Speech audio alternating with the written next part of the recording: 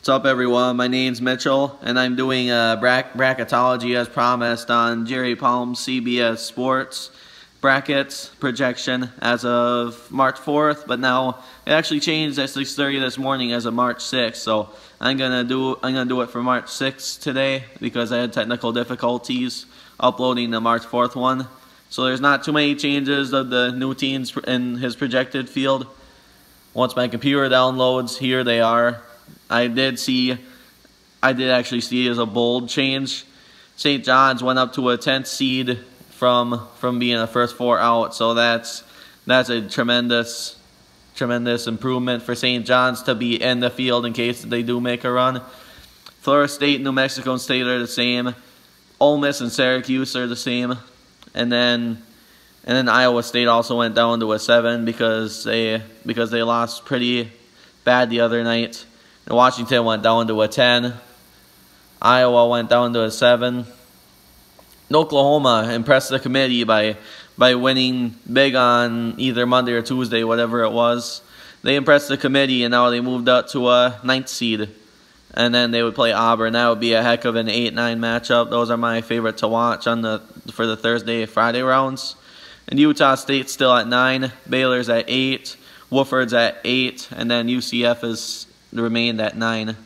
And Nevada is at 5. And Lipscomb is 12.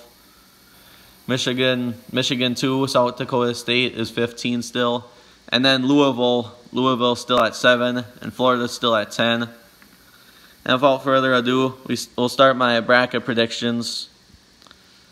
So we got Virginia, and then St. Francis, Pennsylvania, and Norfolk State. I hope Norfolk State will at least win that first 4 game because I'm a big Michigan fan, and John Beilein's son coaches for Norfolk State. I really hope they can win that first game, and then how incredible would it be if they beat Virginia? But sorry for y'all, it's not going to happen this year. Virginia's got this. They've learned from the UMBC catastrophe last year. Got UCF beating Wofford.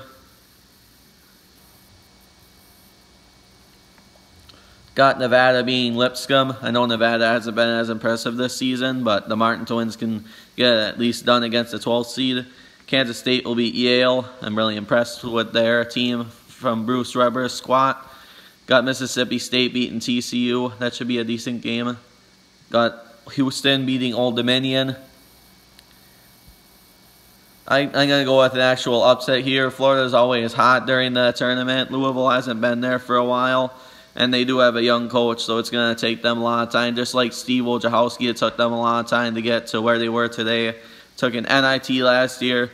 Took a year before where they're not in any postseason games. And now look at Marquette now. They're in the top 10, hoping to make a magical run in the tournament. Louisville's still building just like Marquette is. And Florida still has the experience from Chris Chiozza's moment in 2017, beating the Badgers in a buzzer beater. And they nearly made the Final Four, losing to South Carolina in their Cinderella run. So we'll take them there. I'll take Michigan to beat South Dakota State. And Duke to beat Campbell. There's no way Duke's losing to a 16th seed. I don't care who we are. It ain't happening. Auburn and Oklahoma. This will be a really good 8-9 matchup, as I mentioned earlier in this video. I'll go with Auburn this time. This will be a big game. Maryland will beat the winner of Furman Clemson, which I think will be Clemson. Marquette will beat UC Irvine. And Cincinnati will also beat Alabama. Alabama can't match up with Cincinnati's talent. They played a 8th seed last year, and this year they would play a 6th seed. They wouldn't be used to that type of competition. Purdue will beat Montana. Iowa will beat Washington. That would be a close 7-10 matchup. Kentucky will beat Loyola Chicago. Tennessee will beat Sam Houston. And then Utah State, we're going to kind of go with the slight upset here. I'm really impressed on what I'm hearing about Utah State. They're doing really well for being in a mid-major conference with Gonzaga. Y'all, you got to keep them as a sleeper pick because they are coming right at you in March. Now we got Virginia Tech and Arizona State and Seton Hall. Would be either team that won. This would be a great 5-12 matchup. And Virginia Tech, I don't know a lot about. And Seton Hall, if they had that Delgado back, which I have no idea if they do, it would be good. It would be awesome if they won this matchup, because when they nearly beat Kansas last year, I nearly had them correct, and I had them going to the Elite Eight as my sleeper team. Maybe this year will be the year. We'll go with Seton Hall beating Virginia Tech in an upset. And Vermont, Wisconsin. Vermont kind of is prone to do an upset, but I'm still gonna go with Ethan Happ and the Badgers. They've been impressed. They have young talent for the future, and Happ's gonna lead his guys to at least a couple rounds in the tournament. We got Villanova and Ohio State. As a Michigan fan, Ohio will lose all the time. We'll go with Villanova in this one. Villanova's also improving their resume with big wins, like a huge win at home on senior night against Marquette. Got Texas Tech beating Georgia Southern.